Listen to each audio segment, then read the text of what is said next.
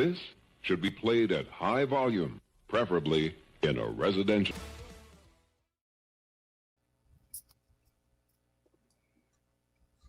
Ladies and gentlemen, we are back for more. We are Fourth and Frames, as tonight we are breaking down our plays and fades for week 4. And if you're joining us live on YouTube, we'll be answering your questions as well. And if you're watching with us on YouTube and want to support our content, the best thing you can do is like this video and then subscribe to the Fantasy and Frames YouTube channel to catch anytime a new podcast or short form video drops from us. You can also search for each of our podcasts here at Fantasy and Frames by name on your preferred podcast network.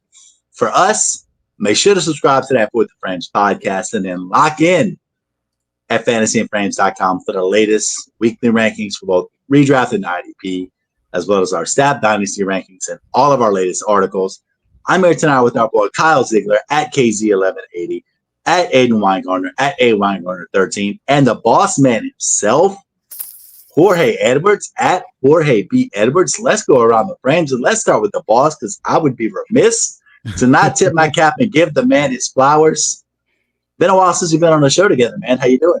I know, right? I'm doing well. Fortunately, Nate is not doing so hot, a little bit sick under the weather, so was happy to come in here and fill in for him. And it's always great being on Fourth and Frames, our flagship show here at Fantasy and Frames with all y'all. So it's been great. I'm doing great. Everything's going well. We just finished Shoot the Gap last hour, and then we got Rider Dynasty tomorrow, and then the pregame show on Sunday mornings from 9 to noon. So just a lot of stuff going on, a lot of writing going on. Aiden doing our waiver wire article, Kyle doing our plays and fades. We just got so much content coming out the wazoo. So I'm doing great. We're doing great. Everyone's doing great. Are you doing great, Rhett? I'm doing great, man. And I was just going to say that if we're going to have somebody pinch hit on Fourth and Frames, who better to have than the man, the A1 Day One, the Godfather, the man who started it all. It's you, man. So we're happy to have you tonight. I'm honored. Thank you very much, you guys. It's great being here.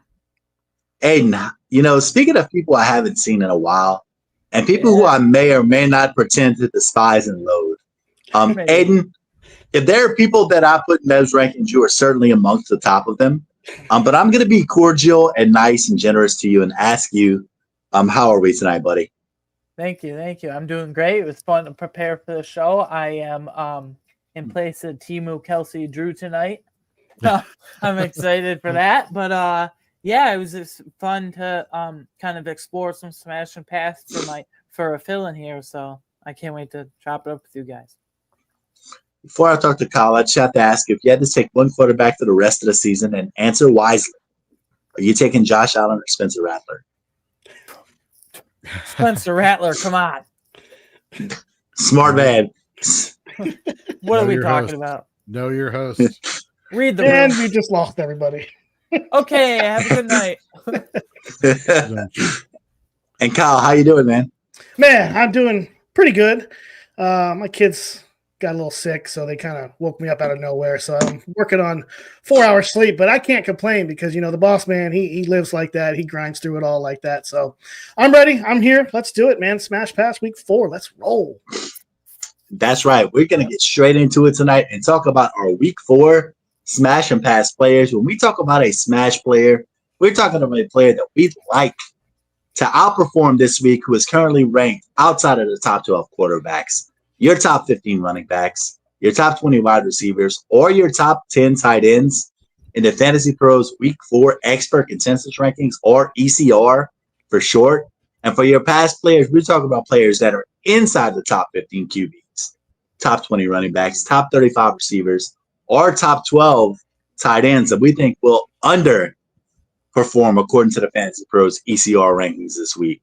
So we gave them a nice, wholesome, full-hearted welcome. Clear eyes, full hearts, can't lose.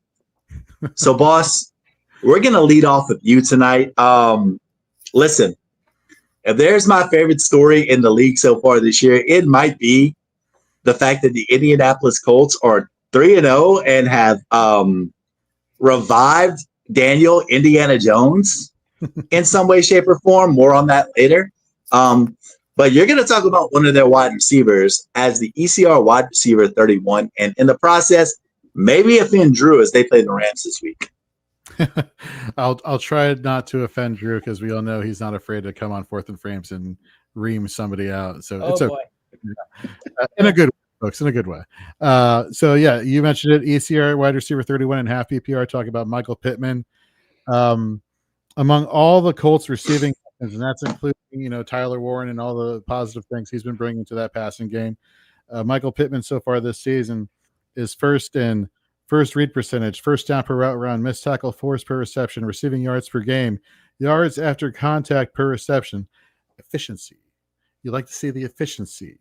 When it comes to his expected points versus actual points per game, he has a plus 3.5 point differential there, averaging 13.1 points per game, which has him as the wide receiver 13 in half PPR scoring. This week, he should line up against Emmanuel Forbes, former Commander, now Ram, who has allowed a reception percentage last week of 80% to A.J. Brown, who just utterly schooled him for like 100 yards receiving. Forbes also has a missed tackle rate of 27.3%, which bodes well for Pittman being able to just take things upfield once he gets the ball, which there is that concern, right? You have the concern that the edge rushers for the Rams are going to be able to apply a lot of pressure to Daniel Jones, and he may not have all that time in the backfield to like set up, wind up, and throw that sucker down the field. So therefore, that's where Pittman kind of comes in handy with his efficiency to break tackles and has that missed tackles per reception upside that he has for this Colts receiving team and take things upfield and perform. And I'm so happy for Michael Pittman just as like a football fan, just because, everybody was like seeing the progression he was making. The targets were increasing over the course of his career. Then last year he has the broken back. You have the bad quarterback play. A lot of people were like, oh, what do I do with Michael Pittman? What are my thoughts on him? Is he a value? He's turning into a value for you. Absolutely. So, yeah, give me all the Michael Pittman this week. Yeah. I mean, I love where we are with that because if there's something you didn't mention, but it's just as important, is the fact that, man, this Colts offense, I mean, Shane Steichen is coaching like his job is on the line because this offense is all of a sudden just super efficient. Like, I don't know what the pace of play numbers are in terms of plays per minute, but they've got to be up there because they are just not punting the ball. They are just a machine. Jonathan Taylor's off to a fantastic start, which takes some pressure off of that passing game that you mentioned, takes some stuff off of Daniel Jones. The threat of Daniel Jones' legs adds another dimension to that game with the Colts. And on top of that, let's just be honest, just being a competent passer versus Anthony Richardson, who had all those things that Daniel Jones had, minus the ability to somewhat pass the ball. I mean, it just made for a good offense all around with that team so far this season. Yeah. Do you remember a couple seasons? I know I'm kind of slightly going off topic here, but do you remember from a couple seasons ago when he was with the Giants, like PFF had Daniel Jones graded as one of like the better deep ball passers and intermediate passers in the league, which is a stat that I was like, really, Daniel Jones, eh? So it's kind of funny seeing where he is at now and where he's being graded at, and you got to, like you said, Shane Steichen, he knows how to, when he has a quarterback that can understand everything and can do, the basics, he looks like a genius, And the thing is like, and once again, we're going to get into Daniel Jones a little bit later, in particular with one of our pass plays, a little bit of a spoiler there. But with Daniel Jones, he started as being probably quarterback 30, 31, 32 in these rankings. And now he's up at quarterback 9 this week in the rankings. Like, it's unreal. And we're going to get to that a little bit later. Sorry about the noise in the background. I forgot to do something. My wife asked me to, but it's fine. We survived, baby. It's good. Excellent. Professionally done, Rhett. You are a pro. That was the Daniel Jones alarm going off for us back there. I know, right? It's time to talk Daniel Jones. Yeah, exactly. So that was our first smash play with Michael Pittman, wide receiver 31 at the Rams. Kyle, you wanted to go to hot take bill tonight with a guy who has kind of underperformed so far this year, but take us there with Matthew Golden, baby. Yeah, I wanted to dig through the crate a little bit tonight, get a little frisky here. Matthew Golden, ECR, wide receiver 43. Yeah, give me some Matthew Golden against them boys in the Big D. I'm excited for this matchup. Though through the season, I admit it's been bad for Matthew Golden. It's been low volume. He's ranking 5th in target share, 5th in receptions, 4th in yards on the team. It's been rough. But you remember, before week 3, before that game, Jordan Love came out and said, we need to get this kid the ball. We need to get him more involved in this offense because good things happen when he gets the ball. And though it wasn't the greatest game against the Cleveland Browns, they only put up 10 points. But the bright side is Golden led the Packers in receiving with 52 yards on 4 catches. So I do kind of see a little bit potential of a breakout coming in this kid. The matchup with the Cowboys presents a golden, shall I say, opportunity for him. Nice. The Cowboys have just been in shootouts with the Giants in overtime. I wouldn't say the Bears were a shootout, but the Bears put up 30 points on them. So I really like this opportunity for Matthew Golden. He's a flex start for me with wide receiver 2 upside, in my opinion. That's good. So since we're past the 10 o'clock hour and we can kind of call this Fantasy and Frames After Dark and kind of get away with a few things. Oh boy. Would you say that Matthew Golden is due for showers of gold from Jordan Love this weekend? Oh, I like that. Yes, absolutely. Yeah, they want to get him involved, and they tried to get him involved, and I think it's going to continue. I really do. That's great. I love it. It's nice. And Jorge, no, if you were going to go Fantasy and Frames After Dark, the least you could have done is at least waited for some sort of Stephon Diggs reference tonight. But we're not on the show sheet anywhere with Stephon Diggs tonight, so we are not, and that's probably a good thing for all of us because no. Don't go there. Moving on. Not today, Satan. Not today. Not today, Satan. Next smash play. Stephon Diggs, those are things are cool about smash plays. But anyway. Okay. Well, yeah. Hello. Yeah. After dark. Moving forward, we've talked about Michael Pittman at the Rams, Matthew Golden against the Dallas Cowboys, and Aiden. Yep. If there's been somebody who we've tried the victory lap here on Fantasy and Fourth and Frames since I've been here over the past 3 years, we've celebrated your first smash play pretty much since the famous quote, they tried to write him off, but he ain't right back. So Geno Smith is up to a fantastic start this year, despite the fact that running game is non-existent, despite the fact that that offensive line has been very poor. Geno's playing well. That passing game is firing, and you've got him as a smash play as the ECR quarterback 14 against the Chicago Bears. Yeah, so coming into the season, and myself included here, everyone, plus me obviously, expected Chip Kelly in this offense and Pete Carroll as a whole to be very run heavy, especially when they drafted Ashton Gianti, and was Geno Smith going to really pass them much? Well, through 3 weeks and going on 4 weeks now, week 4 since splash play of Geno Smith, it's been the total, complete opposite. Since they have such a bad defense, they have to pass a ton. Like you mentioned, Rhett, their offensive line is very good, so Ashton Gianti can't find those wide open lanes. He's getting going a bit, but he still hasn't had any of those breakaway runs. And on paper, outside of Brock Bowers, the Raiders' weapons don't look too good, but Trey Tucker's put together a couple of nice weeks. They're using some 2 tight end sets with Brock Bowers and Michael Mayer. Maybe they will up the receiving game with Ashton Gianti. Who knows? And there's surprisingly been a surprisingly high amount of touchdown opportunities for this offense. And you look at this matchup, the Chicago Bears on paper, they have a good defense. But if you look at it even further, do a little deep dive here, their star corner, Jalen Johnson, out multiple weeks with a groin injury. And their starting corner, Kyler Gordon, hamstring injury, has been out so far. I assume he'll be out week 4 as well. So I think Geno Smith is just set up for success here. And I like the Geno Smith and Trey Tucker downfield connection billing. I know Geno doesn't provide much rushing upside, but a lot of these like middle of the pack quarterbacks like Trevor Lawrence, CJ Stroud. Here, let me throw it to you guys for this. In a league that I'm in, I dropped CJ Stroud for Geno Smith, and I'm going to start Geno Smith over CJ Stroud this week. That might sound crazy on paper, but I kind of like it. What do you guys think? I did the exact same thing today. Okay, Yeah. so we're on board then. So I CJ Stroud, like, is he just broken? I don't know. But going back to Geno Smith, I do like the downfield connection building with Trey Tucker. Obviously, he has Brock Bowers, and this has been a surprisingly very high volume passing attack. Yeah, Aiden, to your point, Geno leads all quarterbacks in air yards and has got a great matchup, like you said, against the Bears. They rank 29th PFF defensive grade, third in ADOT also with Geno. I love it. Good call, Aiden. Thanks. So, Rhett, we got a comment here from KJ Frederick in the YouTube chat. He's asking a better wide receiver flex start. Let me start that over again.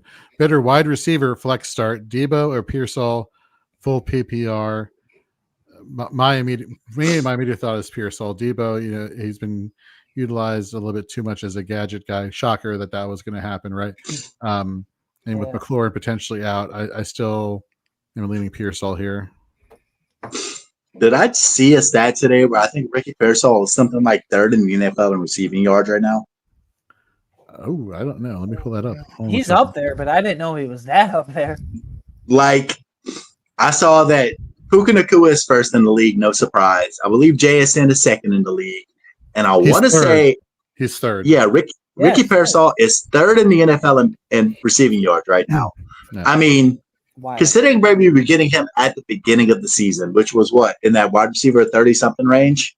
That's with Mac Jones, too. Yeah, that's with Mac Jones, which Kyle called it a few weeks back whenever he came on this show and he said, let's not sleep on Mac Jones as a fantasy play because in a 2-quarterback league, he has delivered so far. So let's tip the cap to our boy Kyle right here. And before we get to Kyle's second smash play, it kind of segues into Kyle's second smash play. And something you said, Aiden, just now about Geno Smith and the flat-out disrespect you had toward Geno Smith's weapon saying outside of Brock Bowers. Do you know who number 10 in the NFL in receiving yards is right now? I know. After I said that, I'll let Kyle kind of go on about it. But after I said that, I said, man, I forgot this player. It just totally slipped my mind. Kyle, let him know about the ECR wide receiver 21. One of my unspoken, just unconditional, take out guys. I will forever ride for Jacoby Myers because he has just been as steady as they come in the league and underrated for years now. He's finally starting to get a little bit of due respect up there near the top 20 receivers in fantasy this week. You're right. That's exactly why I chose this special player for you, Rhett. I did this for you tonight because I've missed you the last couple of weeks, and I wanted to do this for you. And if you're a Fantasy and Frames Fourth and Frames member, you already know this is Rhett's guy. But yeah, he called it. Got to give him the flowers too. He called it all coming up to the draft season that Jacoby Myers is the man. He was absolutely right. Right now, Myers leads the team in targets, catches, yards, and first read share percentage. He's also second in yards per route run for the team. Man, he doesn't score the football very much. We all know that. Rhett already let us know that, but he's heavily involved in the passing game as he is, especially in those PPR formats. And there's a lot to like there too going forward with Jacoby Myers in the future. I looked at his schedule, guys. The weeks ahead after the Bears, he gets the Colts, the Titans, the Chiefs. I know they got a great secondary there in Kansas City, but Geno's going to have to throw the ball in that game as well. So I really like Jacoby Myers in this one. And if you can get him, if you have him, stash him because there's some games coming up where Jacoby's going to get you some catches. Yeah, I mean, he's just one of these guys where one of our rules of thumb, because over these past few years, we've kind of developed these little here on this show, I guess you almost want to call them laws, the laws of fourth and frames. And one of the first laws of fourth and frames is you always want a guy who's going to be a top 2 target earner in their offense. It's just kind of one of these things, whether we've talked to Andrew Cooper, Howard Bender, Bob Harris, whoever it is, they've all kind of echoed the same thing. We've kind of adopted it. Well, when you looked at this Raiders offense and people want Ashton Jeanty to happen, Ashton Jeanty, I'm not writing it off yet, but that offensive line play is not there to be conducive for him to be a fantasy producer right now. It could happen later in the year, but Jacoby Myers right now, he is that second target earner in that offense. And at times, like you said, based off of that first read percentage, he's the first read in that offense Are sometimes. So, running backs it's included in that lot? Aside from Janty, are running backs included in that rule? as top 2 target earners. Yeah, if they're a receiving back. Absolutely. Because here's the thing, and this is something else I've kind of leaned on over the years. Even in a half PPR or a full PPR format, Aiden, what does a good running back tend to average in yards per carry? On the probably like 4.4 or above. Okay, so 4.4 yards per carry, you're having a good year. If a running back has a solid yards per reception, what's that look like?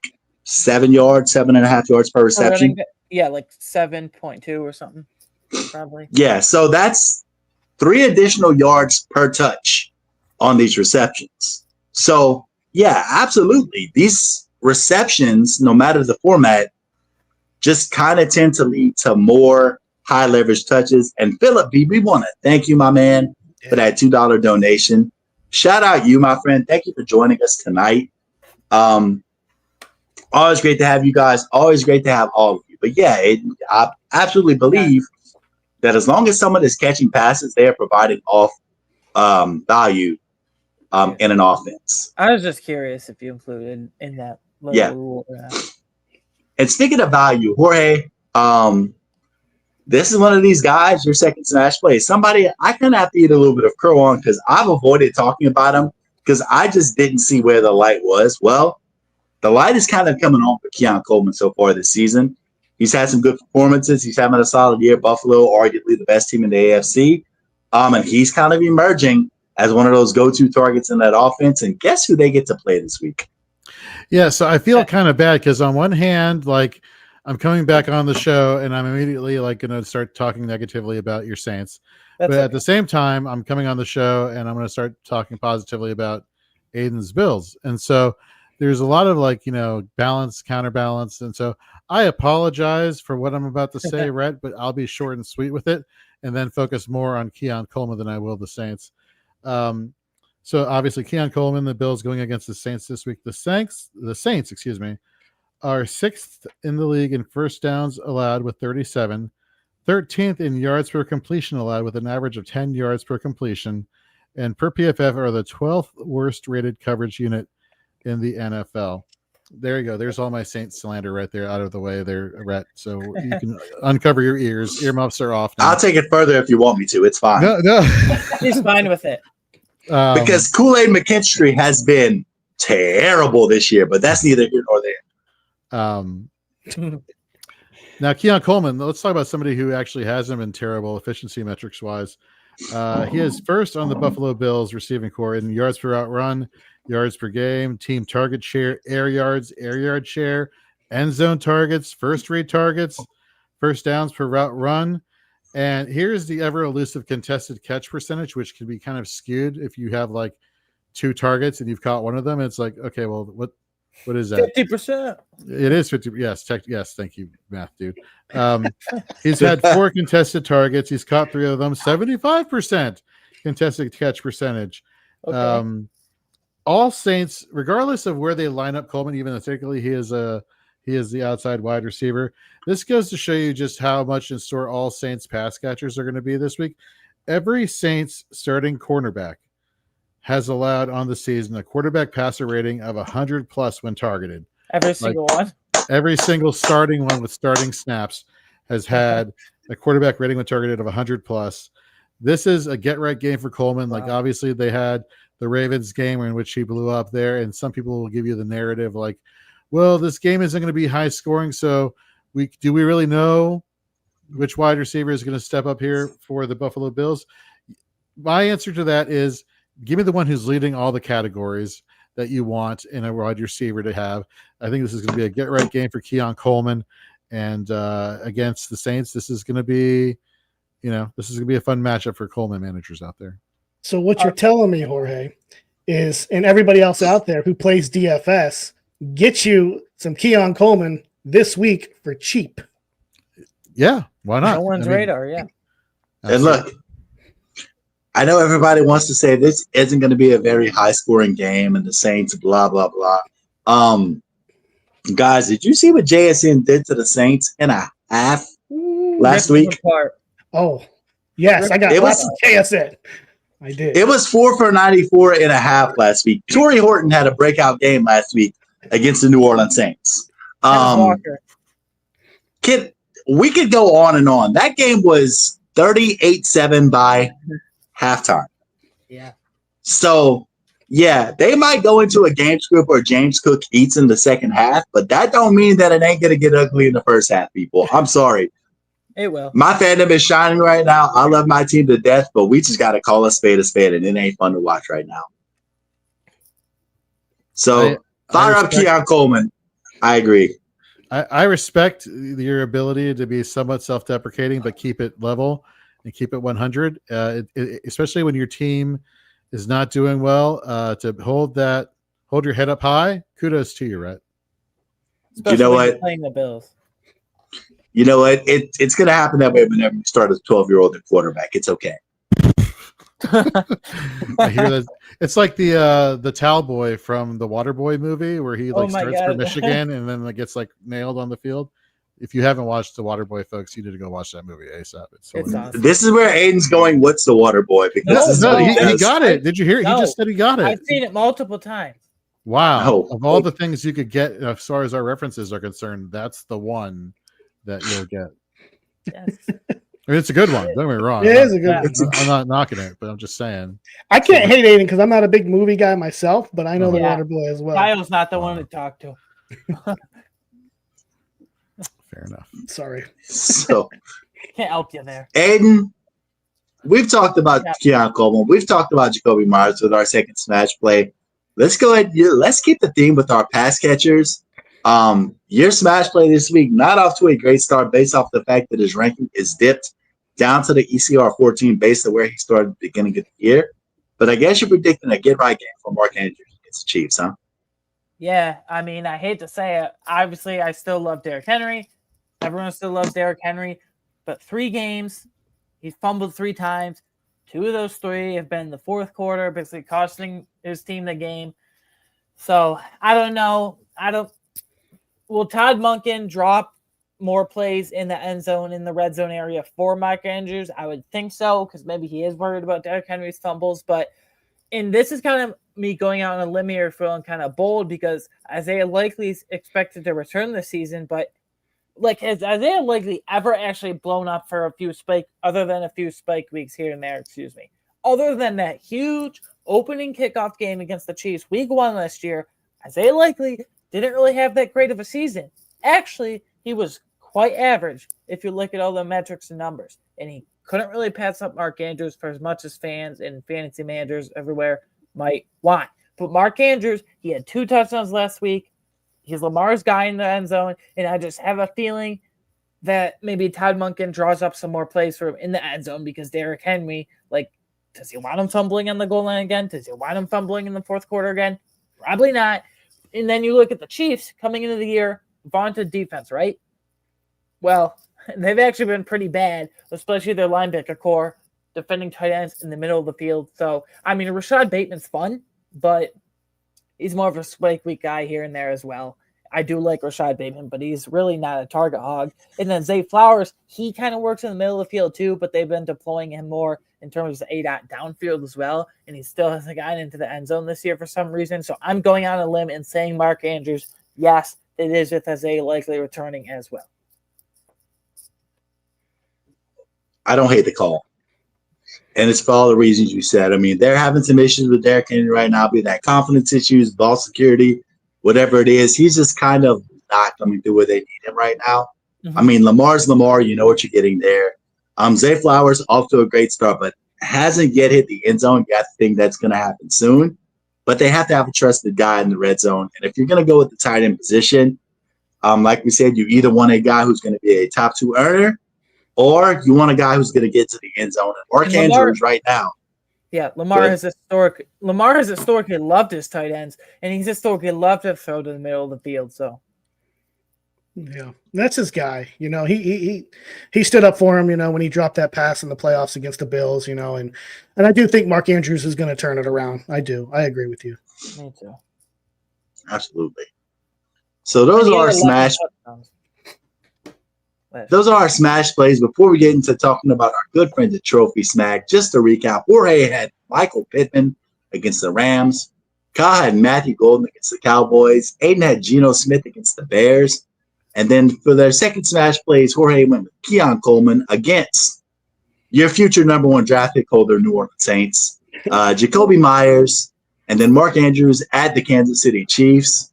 But guys, while we're giving people all these award-winning plays, we want to let them know where they can flaunt that championship swag, and that's over with our friends at Trophy Smack, where our code Fantasy and Frames 10 gets you 10% off of anything they might have in stock. Be it a big fat championship belt, a sweet championship ring, a nice 3-tier trophy, you name it, Trophy Smack has got it. All you have to do is head over to trophysmack.com, put in that code Fantasy and Frames 10, and watch yourself save a couple of dollars and hook up your league with a great piece of championship swag for those bragging rights. That's over with our friends over at trophysmack.com. So, boys, let's get into those pass plays. And just to remind people, those are players inside the top 15 quarterbacks, top 20 running backs, top 35 wide receivers, our top 12 tight ends in the Fantasy Pros Week 4 ECR that we are expecting to underperform. And Jorge, your first pass play, is a guy who's really off to a pretty solid start this year. He's inside the top 20 among fantasy running backs, having a solid season, but why do you think Chuba Hubbard, against a team that has not proven itself to be very good so far this year, is a pass play? So, yeah, Chuba Hubbard, ECR, RB17, and half PPR scoring. Let's talk about just the competition. You mentioned not a very good team. Well, they may not be a good team overall, win-loss record and other areas. What they're really good, though, is defending against the run. New England has the second lowest yards per carry average allowed on the season, allowing on average 2.8 yards per carry, and the second fewest rushing yards allowed with 181 through 3 weeks. In week 3, we saw Rico Dowdle take a majority of red zone carries, his 4 attempts for a touchdown to Chuba Hubbard's 1. Aiden, you wrote in your waiver wire article, which you could check out over at fantasyandframes.com. We're starting to see an increase in Rico Dowdle's snap percentage. Before I get to that, well, let's go to that. You look at week 1, Chuba Hubbard 67 to Dowdle's 34. Week 2, 74% of snaps to 29 for Dowdle. Now, last week we saw 62% of snaps to Chuba Hubbard, close to 40% for Rico Dowdle. Again, we saw the red zone usage there with the 4 attempts and a touchdown. Both running backs have relatively equal success rates in zone and man rushing schemes. This is a piece of news that I think people should, file away in the back of their head.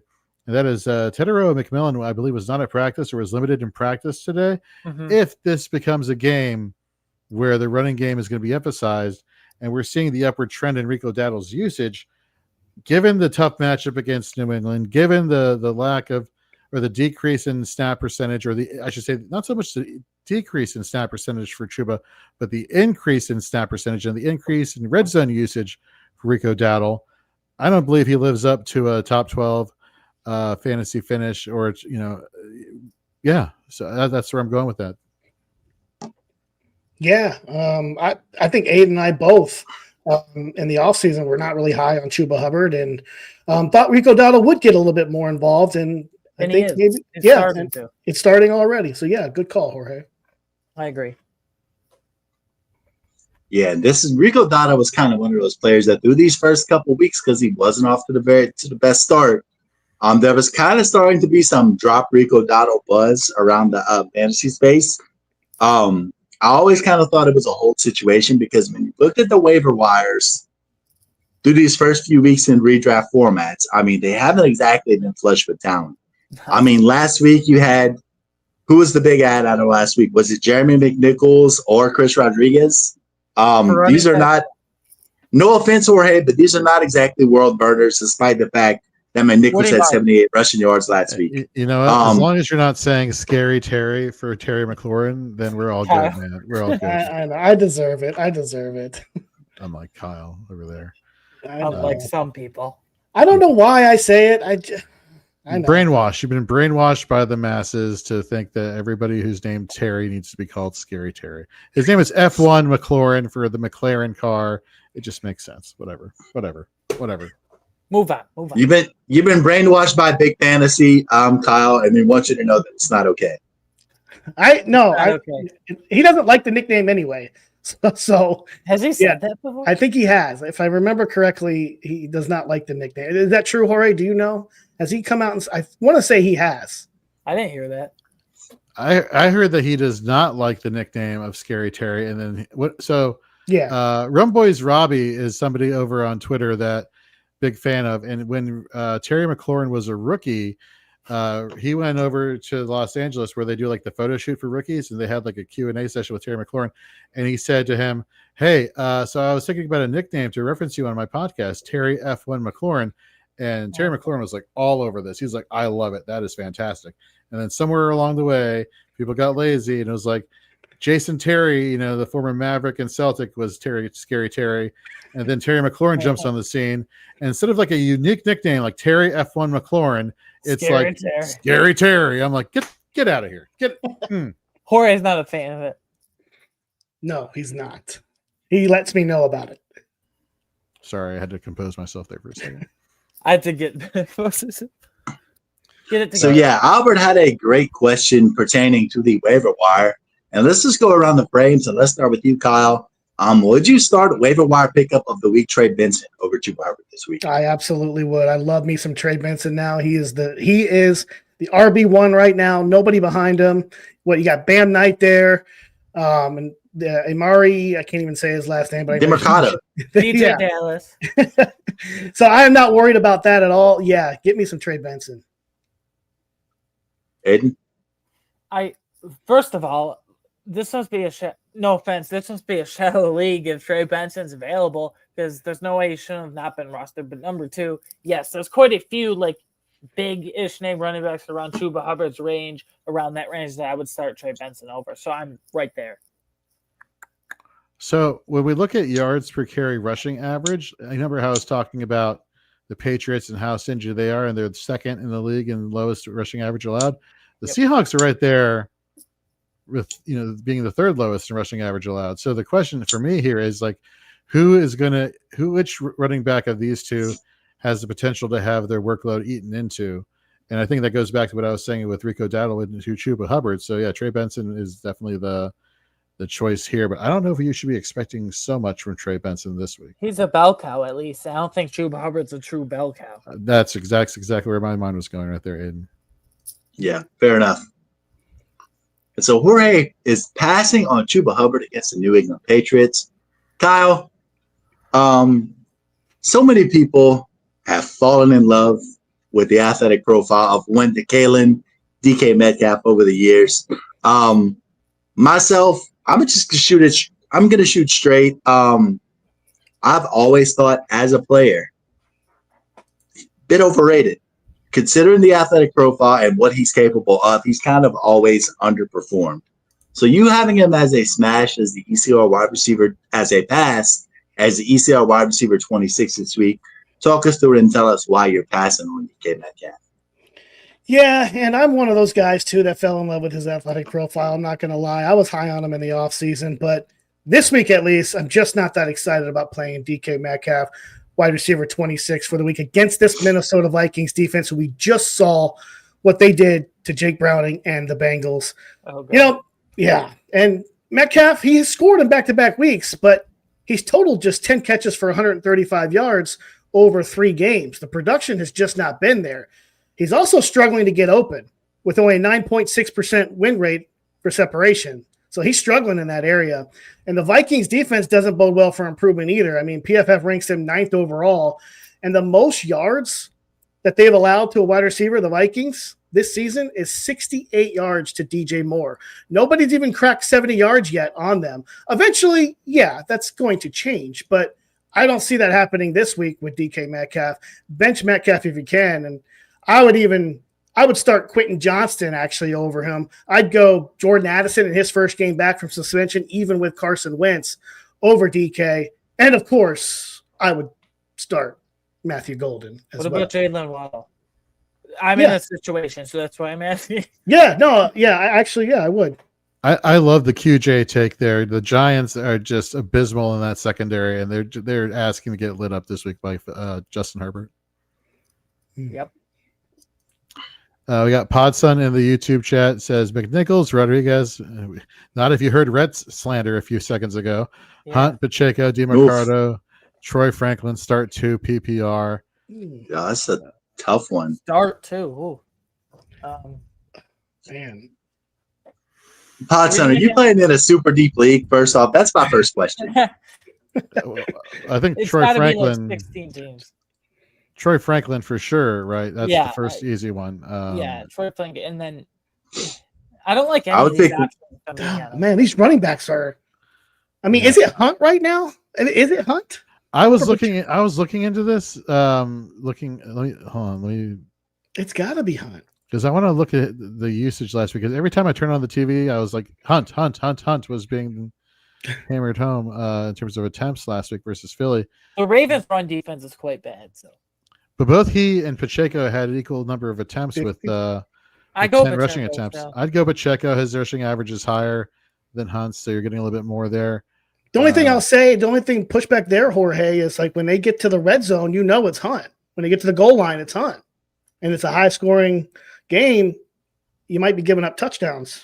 I've seen more from Pacheco in the past than Hunt. So. Yeah. Listen, Podson, I'm not going to have you commit to any of these guys outside of Troy Franklin. What I will say is this. Do your touchdown research. And if whoever you feel best about getting into the end zone and getting goal line touches, start that guy and try to snake yourself a few fantasy points in that way. I think it's between Pacheco and Hunt for the second guy, but Definitely Troy Franklin, the first one. yeah. Yep. And so, as we get into this third pass play, and before we get into these details, I just need to ask you a couple questions. Very important going forward. First question. Very important. Do you hate fun? Oh, okay. No, I do not. You don't hate fun. No, I know where you're going. Go. Second question. Do you hate offenses that score points? No, that's how you win football games, I'm pretty sure. Third, do you hate potential shootouts in fantasy football? That's also how you win fantasy matchups, I'm pretty sure. So, pardon me, I really need to know where you're going with this Daniel Jones take against the Rams as the ECR quarterback 9. Talk me into it, bud. So I like the weapons matchups. I like Tyler Warren. I like Pittman, like Jorge's guy you mentioned, because the Rams secondary is pretty terrible, for being honest. But like this front is nasty. Like this pass rush is nuts. Like Jared Verse, Braden Fisk, everyone. I have it. Colts offensive line has been playing good, but they've shown in the past that they can be got by a pretty scary defensive line like the Rams. And I have a feeling that Daniel Jones, based off his past, I'm just waiting for the shoe to drop, if you will. Just because I know what Daniel Jones, all of a sudden it could come crashing down. I know that he's gotten the ball out quick these for a few weeks. I know that he's provided a surprising amount of high-level rushing upside. But I don't know. I just feel like this Rams pass rush is going to be a nightmare for this Colts offensive line and Daniel Jones. And because of that, JT's been awesome. But I feel like more than ever, this is going to be a true JT bell cow game, like 20 to 25 carries, a few reception looks, which has increased for him this year. So, yeah, I just don't like this pass rush against Daniel Jones at all. And we've seen in the past, including the first 3 weeks this year, that once Jones gets pressured, he starts to crumble. And I'm just waiting for him to crumble. And I'm not saying he'll fully crumble this game, but I think we could see a glimpse of it starting versus the Rams, unfortunately. So we got Drew in the chat saying Aiden knows ball. That's hilarious. I love that. We miss you, Drew. And just know I am on standby for some entitled person to jump into this YouTube chat so I can give them the Drew 3MR treatment. But it hasn't happened yet. I don't think anyone can live up to him. I agree. I could never fill Drew's shoes. Just know that I'm on guard in spirit. He's got a speech ready. There you go. He's ready. Or So, yeah, Kyle those says, are the. Scary Terry. Sorry. Yeah. Not this again. You won't go there. So, before we get into these second pass plays, Jorge had Chuba Hubbard as a pass against the Patriots. Kyle had DK Metcalf as a pass, and then Daniel Jones as a pass against the LA Rams for Aiden. Jorge, for your second pass play, before we get into your second pass play, I do need to give Aiden his flowers for being the one man who stood on this business. I'm going to let him have his victory lap right now on Javonte Williams, because I'll say that 3 weeks into the year, I've been dead wrong on Javonte Williams. Yes, you have. But, Jorge, you're here to protect my ego. You're here to save me. You're here to tell me why I'm right, which is why we love you and why you're on the show this week. So go ahead and tell me why I'm right and why Aiden is wrong, as you have Javonte Williams as a pass against the Green Bay Packers this week. No pressure, my friend. So everyone is going to be talking about Micah Parsons' return to Dallas. Like literally the Cowboys offensive line and skill players are going to have like 10 people blocking Micah Parsons, which if you're an IDP junkie, like we were talking about last hour and Shoot the Gap, Rashawn Gary in your IDP leagues, you want to start him. Green Bay is 4th in total yards, rushing yards allowed on the season, and allows the 3rd lowest yards per carry average. So far this season has only allowed 1 rushing touchdown, believe it or not. Green Bay has allowed the 8th fewest, fantasy points per game to the running back position. And let's face it, Javonte Williams has had cakewalk matchups up until this point. He got lucky against Philadelphia, in my opinion, when Jalen Carter got ejected right before the game started. Green Bay is a much tougher matchup here.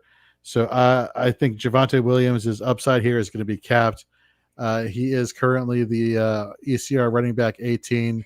I can definitely see him in this matchup, which should be all Green Bay. You look at game script, Green Bay should be pulling ahead of the Cowboys, where they're just going to force them to throw the ball more. If they're going to throw it out of the backfield, it's going to go to Miles Sanders. So do not give me Javonte Williams this week as a top 24 running back here. I think this is a big George Pickens game too. Potentially, yeah.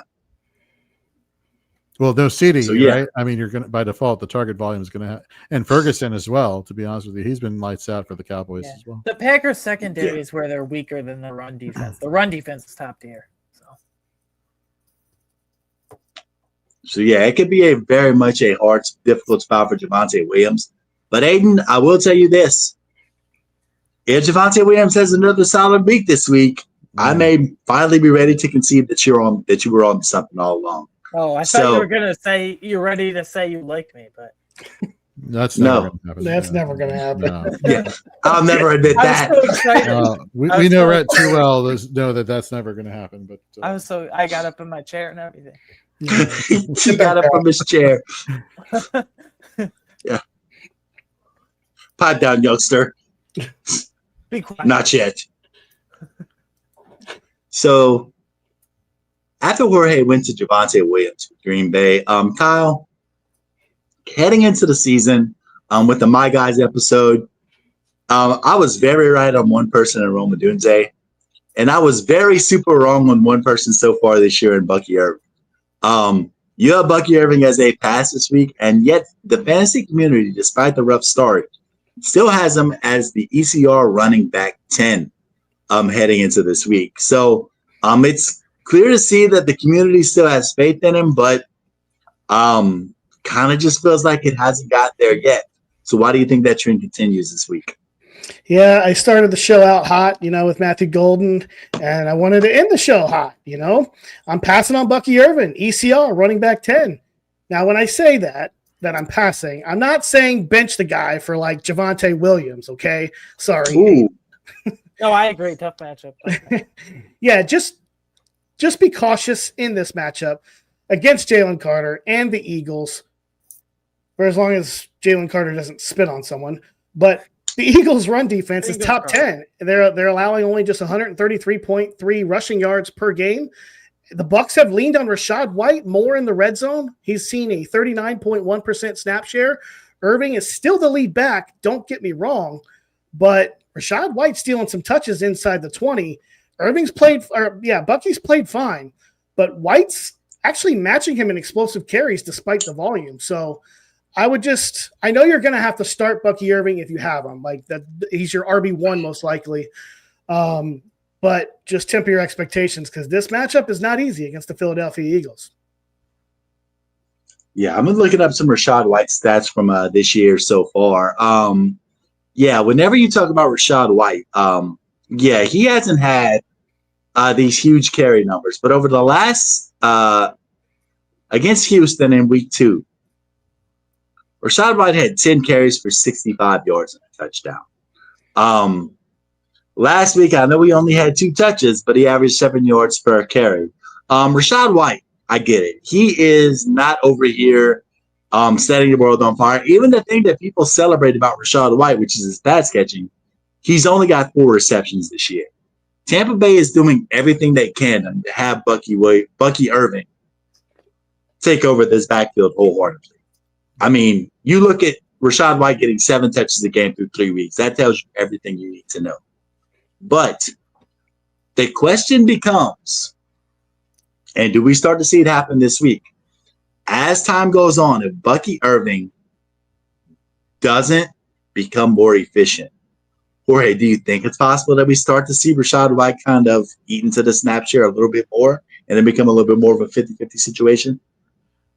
Before I answer your question, don't you think it's hilarious we're talking about inefficiencies with Bucky Irving when just 2 years ago we were talking about the inefficiencies as a runner for Rachaad White, and now all of a sudden Rachaad White started to creep back in here. You lose your job, right?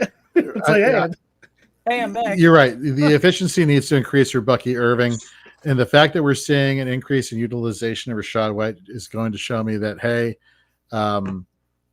Todd Bowles is going to use whatever weapon is the hot hand at a certain point this season. With Mike Evans being out for a few weeks due to injury, with Chris Godwin being worked back into the rotation, we think this week.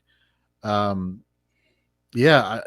Bucky Irving, like you said, the efficiency does not return back to what it was his rookie year, Bucky Irving, then Rachaad White is going to be utilized more in this running backfield. But the carry split between these guys is insane to me. I'm looking at it right now. We just talked about Rachaad White having 14 carries and 4 receptions, or 21 carries and 14 receptions, 4 receptions through 3 weeks. Bucky Irving through 3 weeks, despite averaging 3.1 yards per carry, has had 56 carries and 14 receptions. He is out touching Rachaad White on like a Lord knows what it is. Like if it's 70-21, it's an over 3-to-1 basis right now. So he's getting an 80% opportunity share versus Rachaad White's 20%. Like we know where Tampa wants to go with this. Like It's clear that they believe that Bucky Irving is the more talented running back, and I do as well. But at the end of the day, they're not playing fantasy football. Right. They're trying to win that division title. They're trying to get to a Super Bowl. This is a team with expectations. They smashed it with the Emeka Egbuka draft pick. Chris Godwin is coming back soon. This is a team that's got weapons. They're in their window to possibly compete for a Super Bowl. You can't convince me in the coming weeks that if Bucky Irving does not get more efficient, and if Rachaad White continues this efficiency, that they're just going to stick by Bucky Irving just blindly. Yeah, I wonder, a name that for Tampa Bay that jumped into my mind when I was thinking about this whole situation with Mike Evans is, do we see Cade Otton starting to make an appearance in this offense, with the receiving option being down? We saw that being the case a couple seasons ago where he was, kind of utilized when Chris Godwin went down, actually. Had some big weeks. Do we see that start to creep up, So. Yeah. He's got it in him. Mm-hmm. We've seen it. Yeah. He's just buried. He was buried before the injuries. Yeah, but I think with Mike Evans being out, they need another reliable guy. I don't know if we can really trust Sterling Shepard as good as he looked if that's really somebody they can really truly lean on. Kate Otten has done it before. So to Jorge's point, it is something to think about that. Like, yeah, he might get a little bit of an uptick there. I agree. So Moggs has a comment in the chat, and I definitely want to push back respectfully here, Moggs. You know I love you. Other shows had me hella irritated about the efficiency stuff with White. Points win me games. Guess who won? Yes. At the end of the day, you want your fantasy points to help you win.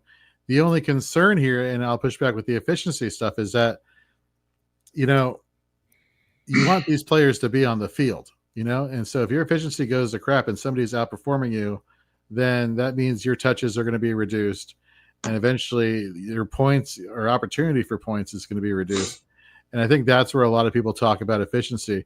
At the end of the day, though, when we talk about predictors for fantasy success, we talk about productivity over efficiency.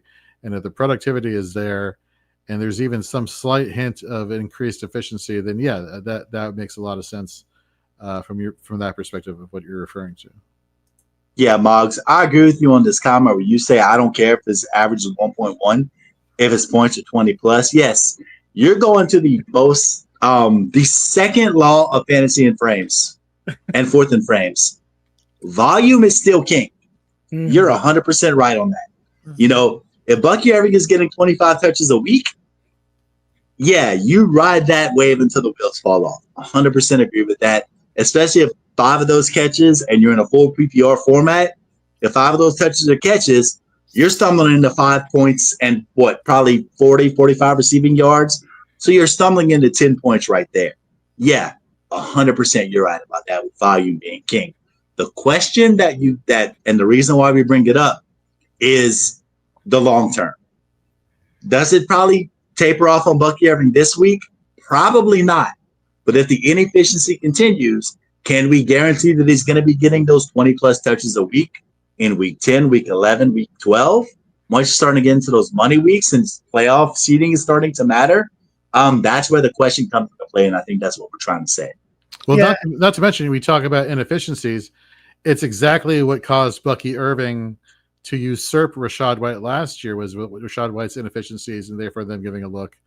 But let me pull up his other comment here in the chat. He's like, I get it, but it's also when I buy low if he's scoring. Bucks haven't stopped with him yet, especially RBs. They have a short shelf life. You know what? To your point, take advantage where you can take advantage. You know what I mean? Definitely. Yeah, and I just want to reiterate that I was not saying to bench Bucky Irving because he does get the volume there in Tampa. I'm just saying that to temper your expectations in this game because Philadelphia's run defense is really good with Jalen Carter down there. Just know that Bucky may get 22 carries, might get you 80 yards, but he may not find the end zone this week. Irving or Trey Benson? That sounds stupid, but with the way they're funneling targets to Bucky, I think I'd still go Bucky. Me too. Bucky. But sorry to interrupt, Rhett, but you brought up a very good point there, Kyle, and I want the listeners and the viewers to pay attention to this.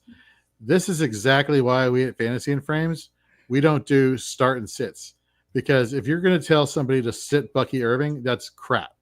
Now, that's the reason why we do plays and fades. Players you think you should play based off of X, reasoning. And there's also look, sometimes you may not have an option but to play these players. That's why we tell you to fade expectations. And that's why you can find all our plays and fades articles over at fantasyandframes.com that Kyle's doing for the first half of the season. Then Rhett's going to take over. And then we have Joe Harlow doing our IDP plays and fades as well. So, give fantasyandframes.com some love. Check out our articles there. Let us know what you think. And we appreciate you regardless. I think just one more thing. I think Kyle's saying for pass, not to sit in completely still Bucky Irving, just like compared to expectations, you might want to temper those expectations a bit. Do I have that right? Yes, exactly. Okay, we got a couple comments here. Jelly of the month. What's up, Jelly? My tight end is a great name. It is great. Although, to be honest with you, I keep thinking peanut butter jelly time, from the little internet meme from back in the day. Peanut butter jelly, but that's probably not the reference. That's not the reference he was going with, probably. His tight end is Fannin. Do I drop Algier or Fannin to pick up Hunter Henry PPR? He could also drop a Pacheco. I want all the Hunter Henry I can get in this offense. Yes, I would get Hunter Henry. I'd drop Algier. I have no problem with that. But who's the one you would drop, Jorge, to get him? I would drop Algier. I'm keeping an RB1 and picking up the number one target for Drake May, who's just continuing on from the successes he had last year, and Hunter Henry. Rhett, are you on board with that, or are you pushing back a little bit? I agree with that, but I will say this. The Tyler Algier usage has been sneaky high so far this year. I would agree that, yes, Hunter Henry is the option, the best option of these three right now. I am going to say this. Watch Tyler Algier on the waiver wire like a hawk and hope for the best, because if something happens to Bijan Robinson, God forbid we don't want that to happen, but if it does, Tyler Algier has borderline RB1 value for the rest of the season. Wow. 100% And because budget drop right there. Everything you got. Yeah. I mean, he ran for 1,000 yards as a rookie a few years ago. So Yeah. We got another comment here from Never Ender. I like that name, Never Ender. Yo, traded ETN for Genty. What do y'all think? Running back room is Barkley, Benson, Genty. Love it. you know what I mean? I thought you were going to go opposite. Yeah, You're down at GNT, but I love it. No, we've talked off the air, Aiden. ETN's a sell high. And I know, but those are two of your things you've been talking about today. You don't GNT and ETN. So. But that's a great deal. Absolutely. Smash. That's the exact deal you should make. Yeah. And look, Never Ender, I am not a Genty guy like these guys have said, but for ETN, I would do it too. Yeah. Because Tootin's working in, look what Allen's working in. Yeah, the snap percentage for these backs for running for Jacksonville, it's starting to get. The only thing that you're really capitalizing with ETN is his breakaway percentage and his burst and his, if that stops, if the defenses start to find a way to stop him getting these explosive running plays, then, the goal line work is starting to go Tootin's way. We're seeing the receptions go to LaQuint Allen. So, whereas Genty, you know what you're getting. The only issue is volume. Right. And look, when push comes to shove, this has no real fantasy value whatsoever. No actionable advice on this of what I'm about to say at all. But when push comes to shove, you always got to be tooting at the end of the day. Of course, humans. I mean, you have a high fiber diet, you're going to be tooting in the rest of the day. So that running back core there in Jacksonville is becoming a committee there with three of them now. It's going to get confusing in a few weeks. So you just basically traded a committee guy for an RB1 on the team. Yeah. So that was just a great deal. So I have a bold prediction, and I don't know, and I don't wish this for people, but the way and how dysfunctional this Jaguars passing game is. If this is how the team remains for the rest of the season, I think Liam Cohen's one and done, to be honest with you. Whoa, that is. I thought you were gonna say he won't make it through the season, even bolder, but no. I think they commit to him for this year just because of his past success, but both he doesn't know what he's doing, especially with Travis Hunter. One and done, Jorge. That's rich. Well, the Travis Hunter pick, and maybe even I don't think the GM goes, but the usage of Travis Hunter given the draft capital is peculiar. You mean the 20-year-old GM? Is he really 20 years old? No, he's 35. He's early 30s. He looks young. like he's 20 though. He looks like he would be college roommates with Aiden, practically. Yeah, yes, we would be buddies for sure. So I love all the discussion we've had, especially getting into the different conversation pieces, whether it was Bucky Irving, whether it was the New England Patriots passing game. But Aiden, you've got one more pass play that you want to tell us about. And we've seen Marvin Harrison have some highs, but we've seen him have way more lows and highs so far in his NFL career. He's the ECR wide receiver 26 this week. He plays a pretty good team in the Seattle Seahawks. Walk us through why you think he is a pass, even at wide receiver 26. Yeah, this pains me, Rhett, guys, because I really liked MSJ over the summer. I really liked him coming in the draft season and coming in this fantasy season, as a whole. But man, I just can't look past what he looked like as a rookie this year and to start this year. Last year, I was like, okay, it was Drew Petzing not using him right, the offensive coordinator, that is, and Kyler Murray being, well, Kyler Murray, like he has been most of his career. But now, I don't know. Now he's going up against the Seattle Seahawks tomorrow night, which this is Thursday Night Football, so this is very close here. But Seattle Seahawks might say, oh, their secondary has kind of been okay, underperforming the first few weeks, but they just got Devon Witherspoon back. He's playing. Julian Love back, hybrid safety. He's playing. And this might not just be a Kyler and Drew Petzing thing anymore. I want to give you some metrics that will really paint the picture like, okay, this might be becoming a Marvin Harrison Jr. problem himself. From a raw, just what we love to look at in fantasy, raw target perspective. Marvin Harrison Jr. through 3 weeks, 18% team target share of his team's target share and 5.3 targets per game. That's like middling. For a generational prospect like Harrison, that should be way higher, or at least a few targets higher, like 18% and 5.3 per game. For literally a guy that's the only thing in his receiver room, that should be way higher. I don't care about Zay Jones. I don't care about Michael Wilson. Greg Dortch, okay, that was fun for a few years. Don't care about him anymore. Marvin Harrison Jr., past that though, he is averaging, putting on display a very subpar 1.46 yards per route run. It means he's not getting open like he should do. He's not running routes to the level and capability that he should. And he's not even hitting double-digit fantasy points per game, guys. Through 3 games, he's averaging just a measly 8.4 fantasy points per game. This is Marvin Harrison Jr. we're talking about. These metrics, I don't mean to be harsh on him, but these metrics should be much better from a target volume especially. So, I don't know. This might be just a Marvin Harrison Jr. problem by himself. You can't really blame Kyler anymore as much as I would like to, and you can't really blame Drew Petzing anymore. His ADAT this year is 10.3. Everyone clamored, use him in the middle of the field more. He's not just a deep target. Let him catch the ball and run. Okay, well, his ADAT's come down. He's done that, but he's looked even worse with the efficiency, worse with the metrics. So this pains me to say, but I think there's some bad things to come here for Harrison, this Cardinals offense as a whole. And from a topical perspective against the Seahawks tomorrow night, and specifically, I think this is going to be just a Trey Benson massive workload game. Pound the ball, Trey Benson, and play defense.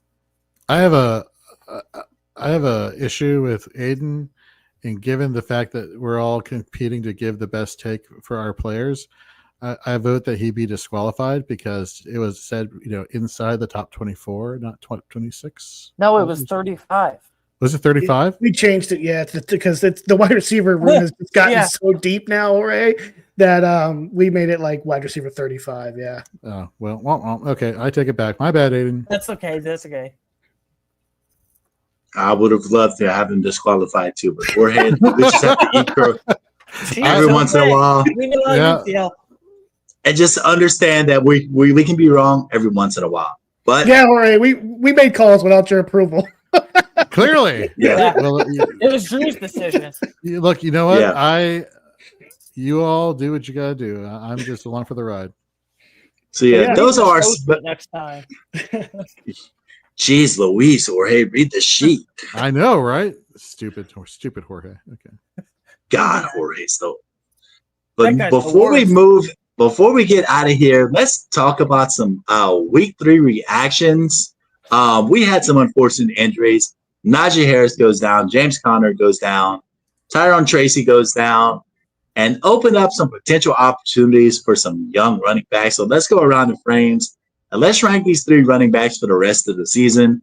Omarion Hampton, Trey Benson, and Cam Scatterboo. Let's start with you, Kyle.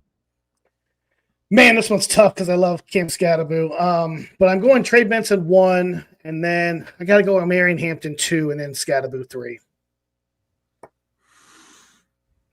Right. Yeah. So on their pregame show for the last half hour to 45 minutes on Sundays, we have Andy Behrens, formerly of Yahoo, now with the Deep Shot, joining us. So if you ever want your questions answered by Andy Behrens, tune into the Fantasy and Frames pregame show on Sundays. And one of the things he said about Cam Scatterboo is he loves everything about him. He just wishes that whenever he finishes a run, he doesn't hit the nuclear explode option and just completely destroy wherever he's hitting into. That being the case, I love him, but I'm with you, Kyle. I'm right there with you, Murray and Hampton, because of the volume now. Yeah. And then Benson, not only Benson's efficiency metrics, but his receiving metrics as well are also pretty impressive. So, yeah, that's where I would go as well. And I'm not even mad if somebody does go Hampton 1, Benson 2. I mean, it's tough. No, I'm agreeing with you. Yeah. Aiden? Yeah, so I go Omer and Hampton 1 just because, I mean, he is literally the bell cow. All these guys are, but Omer and Hampton, I think eventually Garrett Roman and Jim Harbaugh do revert back to being somewhat run heavy like they were in years, especially last year, because they've been surprisingly very pass heavy. Number 2, I will go Trey Benson. I don't trust that offense as much, so that's why I'm going to in Arizona with the Cardinals. And then 3, I'm going to Cam Scatterbo. Only reason I have him at 3 is just because we got to see it more other than just like one half of one game. So Hampton, Benson, Scatterbo. Yeah, I'm also Hampton, Benson, Scatterbo, but gotta really want it to be Scatterbo above all of them because the nuclear detonate option is hilarious. It's so funny. So all right, true. wow. So shout out my man with the Gen Alpha reference. Huz is saying as to start 3 between Jamar Chase, Nico Collins, Brian Thomas Jr., Trey Benson, Tony Pollard, Roma Dunze, Emeka Egbuka, and Ted McMillan in a half-point PPR situation. How many players to start? Was it 3? Start 3. So Chase is in. Yeah, Chase is default always. I'd go Rome and Egbuka, to be honest with you. Yep. Me too. Yeah, Chase, Rome, and Buka. It's hard to not play Nico, but Rome is just first of all, that's a really good roster. Yeah, it is. Yep. Yeah. Yeah, but I get the Nico and but that offense looks defunct. Broken. CJ Stroud looks. Whether it's a scheme thing, whether it's I have no idea what the problem is, and I'm not going to sit here and tell you. Nick Haley is not good offensive coordinator. I will tell you that we see the target volume heavily go to Room, and we know like Buka is going to get more targets with Mike Evans being down, and yeah. So and Jamar Chase is Jamar Chase. You don't sit Jamar Chase. Yeah. So you don't overthink that.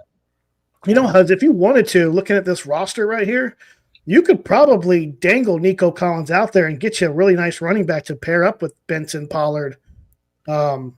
Look at this guy. He says he's an 8-team home league. Okay. So he got Bijan and Jonathan Taylor too.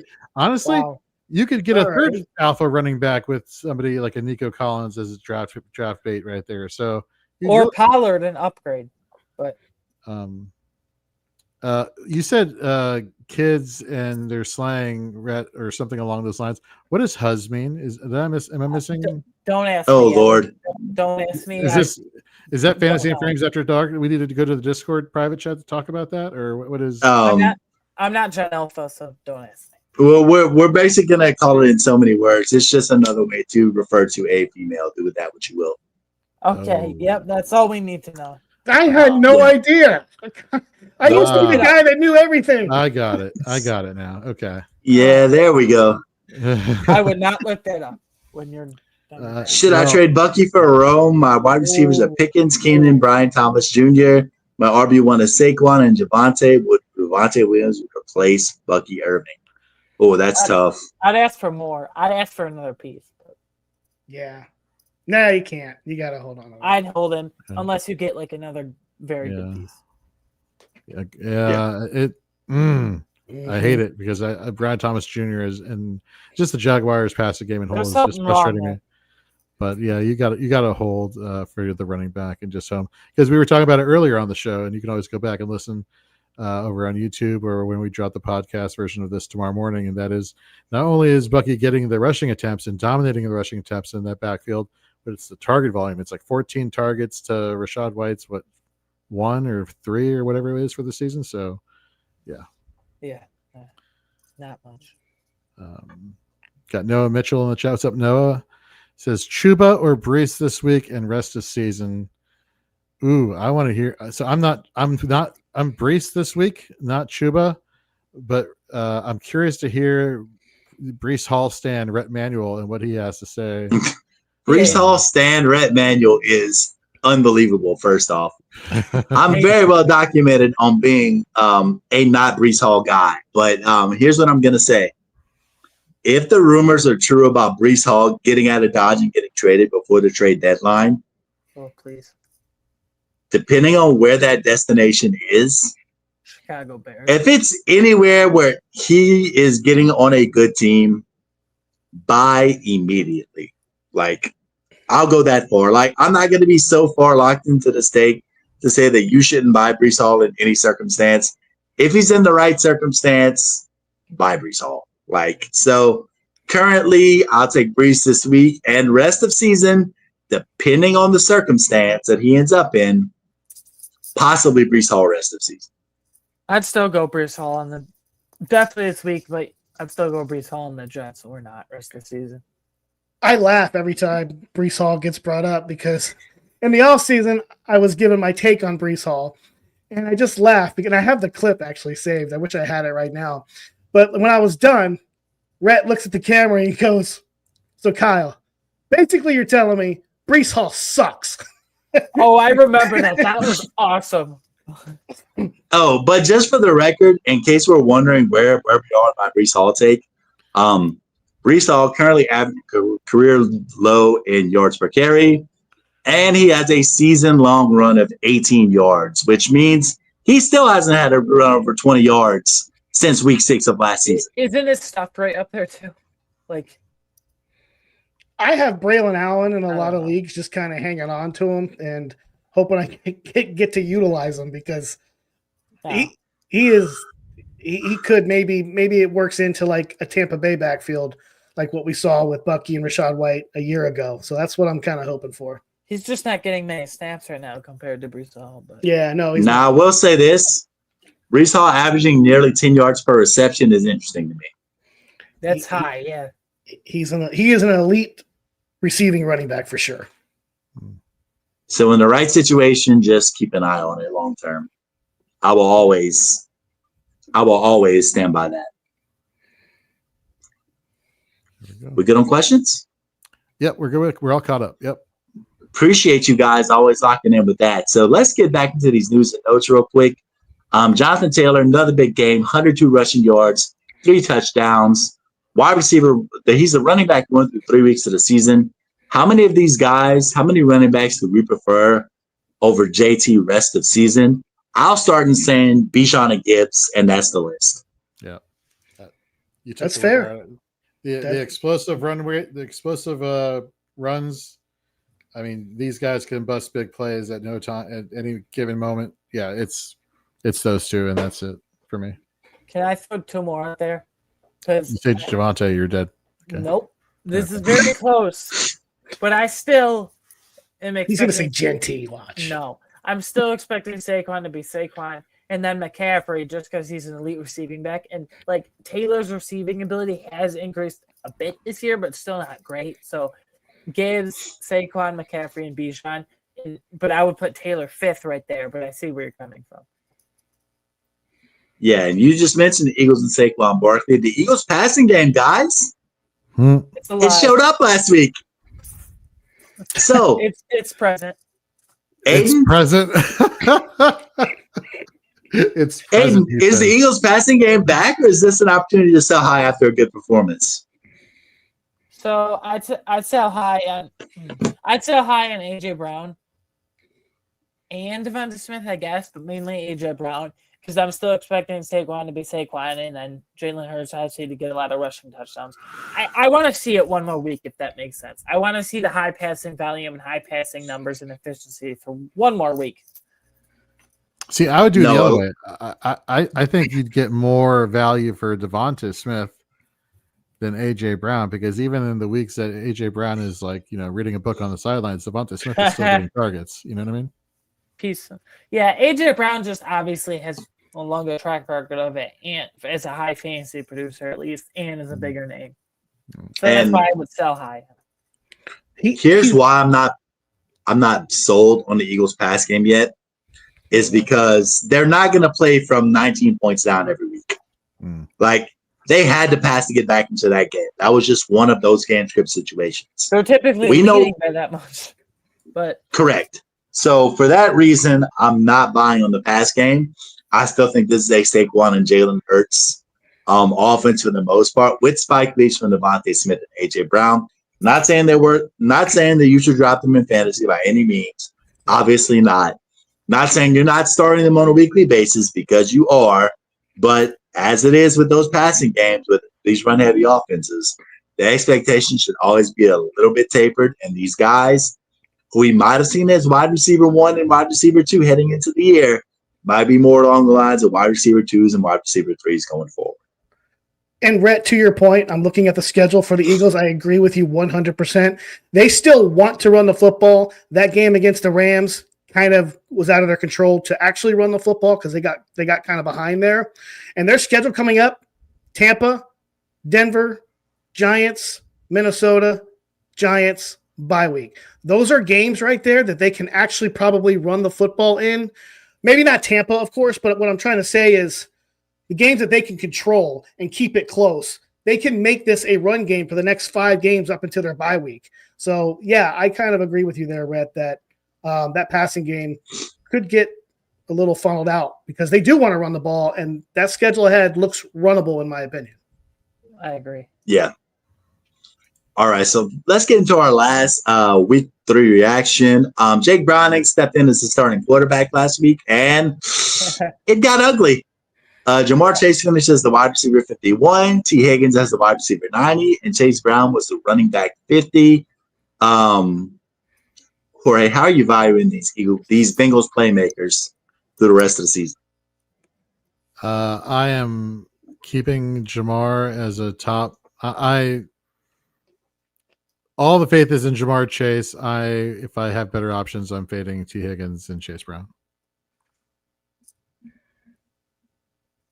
I just don't think that Browning can support. I just don't think Browning can support 2 alpha wide receivers, or 1A, 1B, and for whatever reason, Chase Brown is not having the success he had last year. With Browning being the quarterback, more often than not, you're probably going to see defenses stacking the box against the running game just to prevent that and make Jake Browning have to throw the ball. And if I really had to pick a receiving option, I mean, it's Jamar Chase. It's not T. Higgins. Yeah. Assuming that T. Higgins plays an entire season, which he has not done in a few years. So, backup QB corollary, which is very simple. When a backup quarterback gets into the game, they're more likely to go to that first read percentage more often than not, as opposed to getting through the full progression. So it's a hold on Jamar Chase. It is a perceived caution on T. Higgins and Chase Brown. I agree. Yeah. Unfortunately to say, with Chase Brown. Yeah, I think everyone other than Chase is a sell. Sell Chase Brown, Jamar Chase. Sell Chase Brown, sell T. Higgins, and if you're rostering Jake Browning, you probably shouldn't be. But I'm one of them. I have Browning in the league. Unless it's super flex, then sure. It's only because, Nate talked about it, what was it, last week, how he was like quarterback 5 or 6 at the end of the 2023 season. We've seen him do it before, so I'm just I'm not going to, in a deep league that I'm in, with quarterbacks especially, I'm not going to give up on him yet after one game. The game script just got way out of hand in that game. That's not something you're going to see, all those turnovers in that football game. That was just utterly ridiculous. I'm going to give Jake Browning another shot here to see what he's got, because he also threw 3 interceptions 2 weeks ago against the Jaguars too. So he throws interceptions, but he also targets Jamar Chase 25 times. And that's a pretty good receiver to target. Get him the ball in space and let him go. Yeah. So that's where I'm at. Okay, one more week I'll give him. That's it. We're done. All right. All right, guys. So any final thoughts before we get out of here tonight? Great show. Yeah. Applause all around the frames. Good job, fellas. Yeah. I just want to thank you all for having me on the show. It's been a while since I've been on Fourth and Frames, and it's the longest running podcast here at Fantasy and Frames. So thank you very much for having me. I want to shout out, Kyle, Aiden, your article work at fantasyandframes.com is top notch. Joe Harlow, Gary Davenport. Your IDP content is fantastic. All of us put out our rankings, for Thursday Night Football and keep them updated through the rest of the weekend. So head over to fantasyandframes.com for that. We have offensive rankings, we have IDP rankings, we got Dynasty, we got all sorts. We have every single type of ranking you could possibly want over there. If you're watching us on YouTube, thank you. Hit that notification bell, that subscribe button. If you're watching us wherever you're watching us, basically whichever social media platform, follow us, give us a follow, interact with us. If you agree with our takes, let us know. If you don't, let us know too. We're always up for some debates and talking shop with everybody because we love this stuff just like you all do. And again, just thank you very much for everybody who's been tuning in tonight. Yeah, we appreciate you guys as we always do. So we're going to get out of here, guys. But just remember, we are back next Wednesday, hitting that week 5 already edition of Smash Your Pass here for Fantasy Football. So on behalf of our boys, Drew Scott and Nate Markham, who couldn't be here tonight, I'm Rhett Mannion. You can find me at R Manual Sports. You can find Kyle on X at KZ118. You can find Aiden Weingartner at AWeingartner13. And the boss himself, Jorge Edwards, at Jorge P. Edwards, the best IDP mind in the game. Ladies and gentlemen, we are 4th and Frames. Toodles.